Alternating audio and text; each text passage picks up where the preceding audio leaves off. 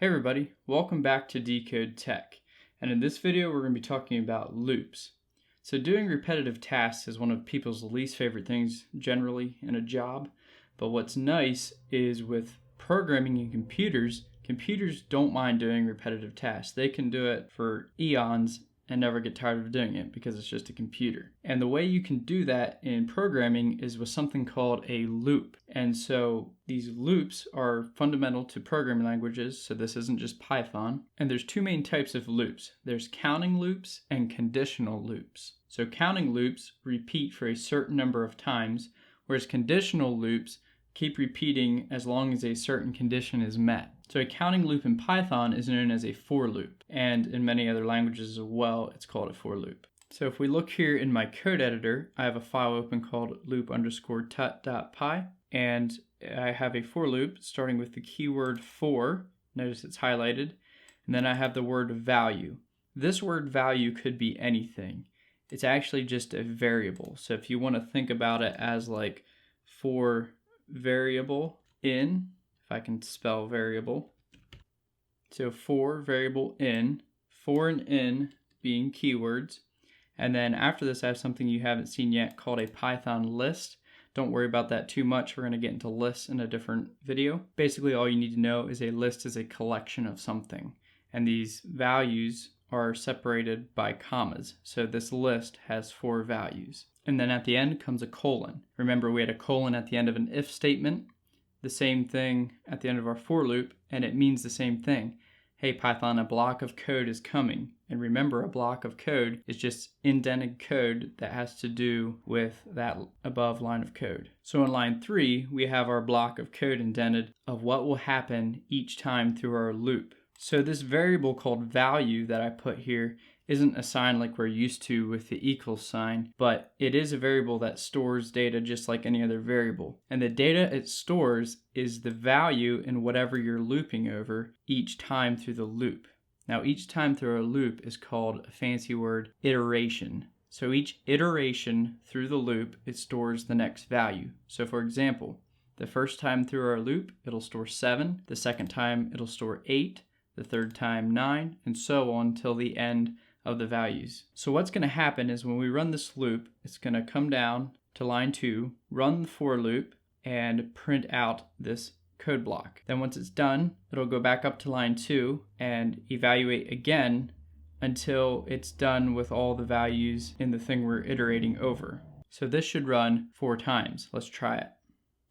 And you see my output down here, we get 4. This is the same things print out without having 4 separate print statements. So if I added some values here, like space 11, space 12, now we have 6 values in our list. So if I run it, this should iterate over the list 6 times, which means we should get 6 print statements printed to the screen. So the other powerful thing about loops that I've said before is that it iterates over whatever you put after the in keyword.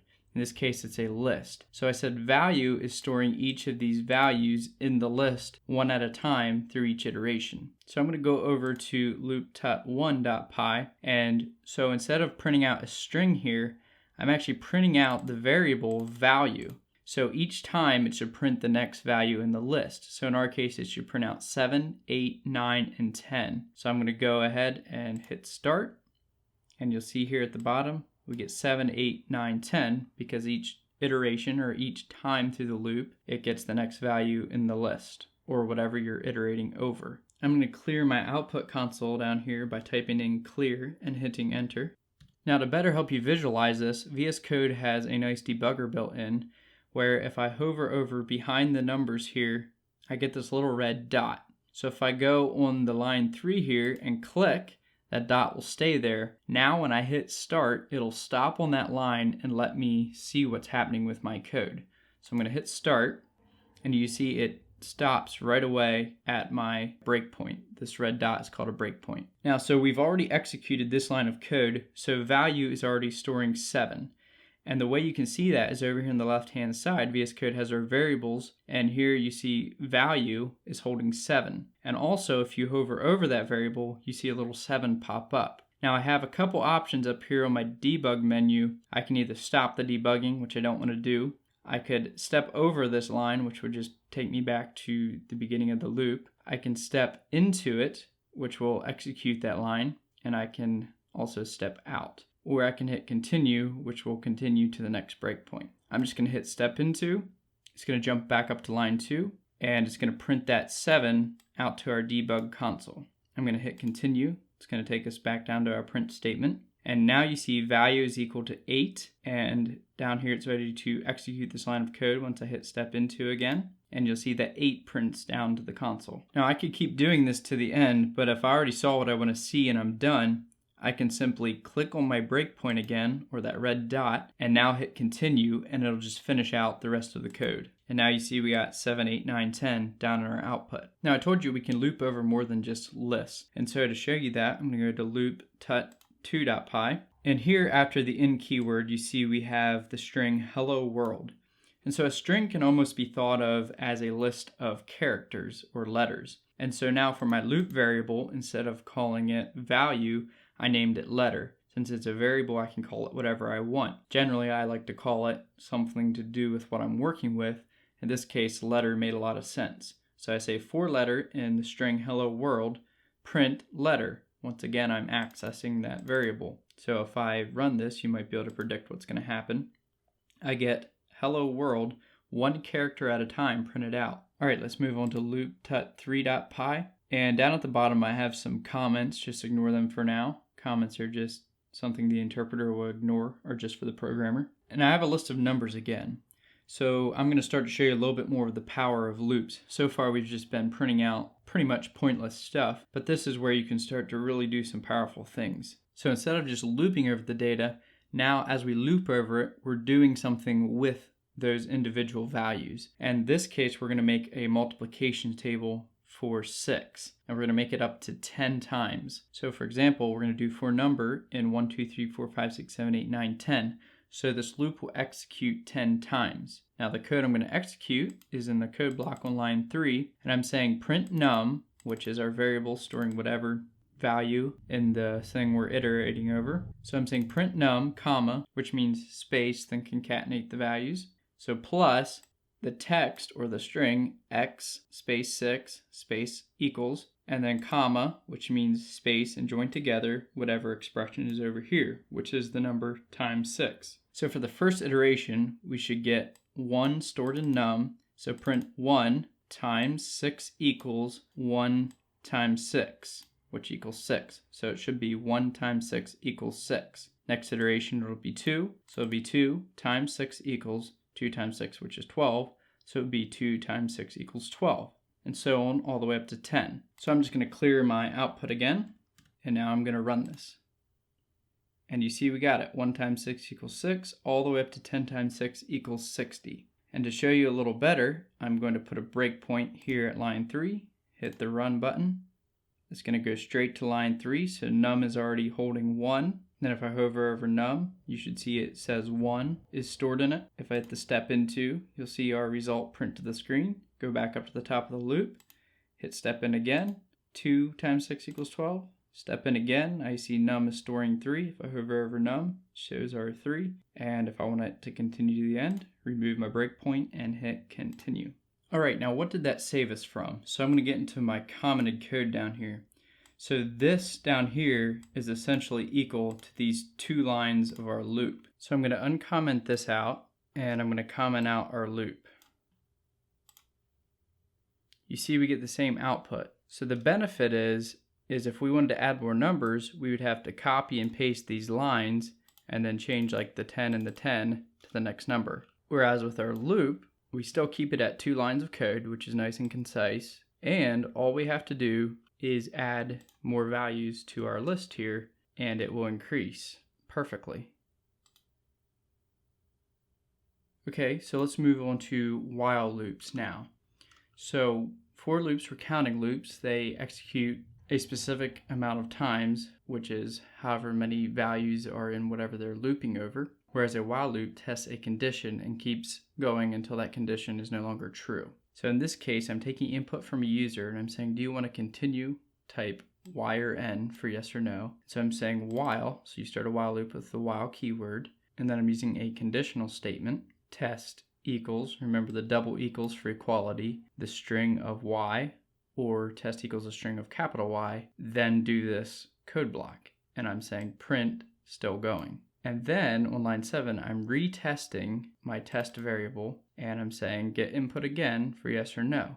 So if they type yes, it'll go back to the while loop and do it again, or if they type no, it'll exit. So once it exits the loop, it'll continue on to line 8 and continue executing to the end of the file. So on line 10, I just have it print exiting, ... And then on line 12, I have a blank print just to print a blank line, and then print service stopped successfully. So let's try it. So down in the output, I get continue yes or no. So I'm going to type Y and hit enter. And it says still going and gives me the prompt again, yes or no. So I'm going to type in capital yes or capital Y. And then it says continue. I'm going to type in N, hit enter. And it says exiting, service stopped successfully. And it would have kept continuing as long as I would have kept typing in Y. Now notice that we're only testing for Y or capital Y. So in a sense, N doesn't matter. Anything else than Y will stop the program.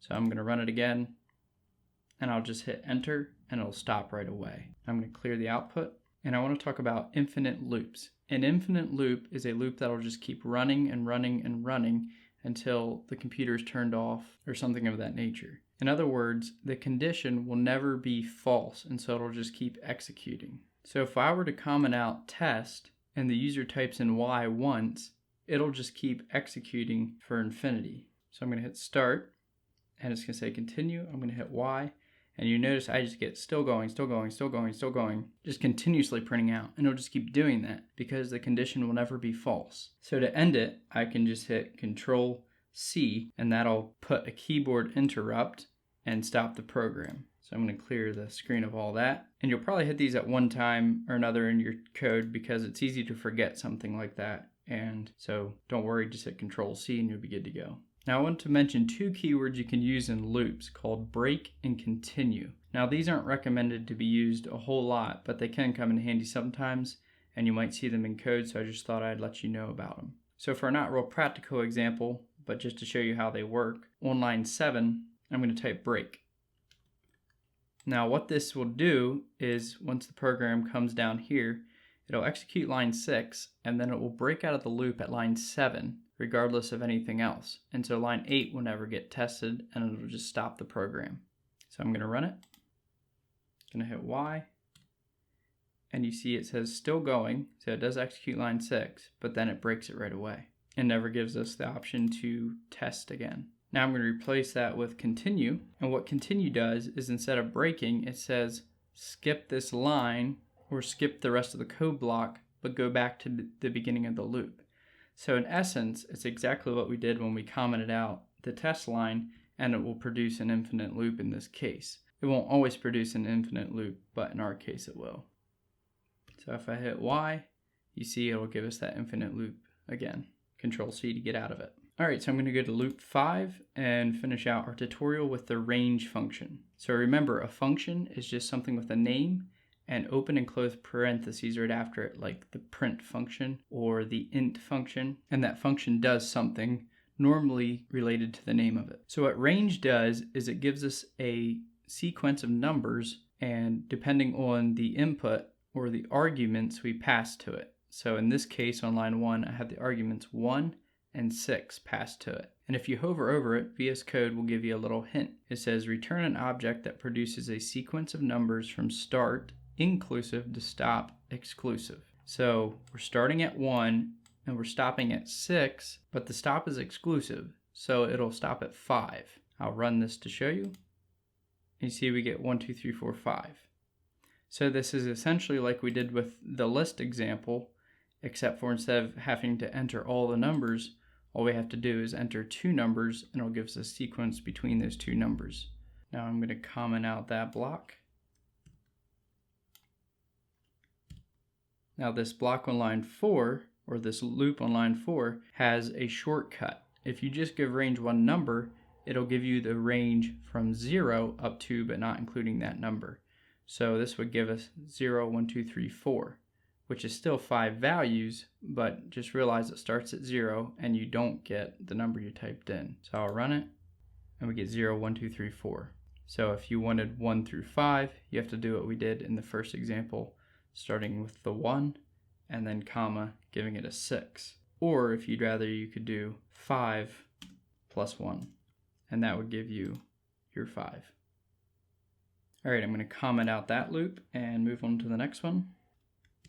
Okay, so you can also pass range a third parameter or a third argument, which means a third value. So here I added a -1 after a comma. So now what we're doing is we're starting at 10 and we're going down to 1, and this third parameter means how many do you want to step by? So we're going to step by -1. We're going to count down. So if I ran this, we get a countdown from 10 to 1. Well, not 1 because up to, but not including this stop parameter. So if it did 0, then we would get 10 to 1. Now the step can also be other things than 1. It can be 2. So we'll step by 2's backwards. So we get 10, 8, 6, 4, and 2. Stepping by 2's. And you can also step from 0 to 10. It works both ways. All right, so I'm going to comment that out, and I'm going to tell you what my challenge is. So I always want you to take these things and practice them after you learn them, because that's how you're really going to get this stuff to sink in. You can watch all the tutorials you want, but if you don't practice these concepts, you'll forget them, and you won't actually learn how to think through these problems. So I have a short challenge for you, and that is to rewrite the times table we did here in Tut 3, but instead of using a list for it, use the range function I introduced. So it'll make it even more concise, and make it go from 1 to 1,000. So I want you to pause the video and do that, and then once you're done, come back and I'll show you the result. Alright, so here's what your code should look like. So I'll run it just to show you it works the same. And you see I got output all the way from 1,000 times 6, get 6,000. And if I expand my output window here, you can see a little bit more. And if I scrolled the whole way, you would see it does start at 1, but I don't feel like scrolling that far. So you can experiment with that yourself. Alright, that's going to do it for the video. I hope you found this informative. These videos do take a lot of effort to make and a lot of time, so if you want to support me, you can give the video a thumbs up. And if you have the means, I actually have a Patreon link now. That will be in the description below. And basically, Patreon is just a way to easily support creators. And if you have any questions or concerns, please leave them in the comment section down below. Subscribe if you're not already. And as always, I hope to see you in the next video.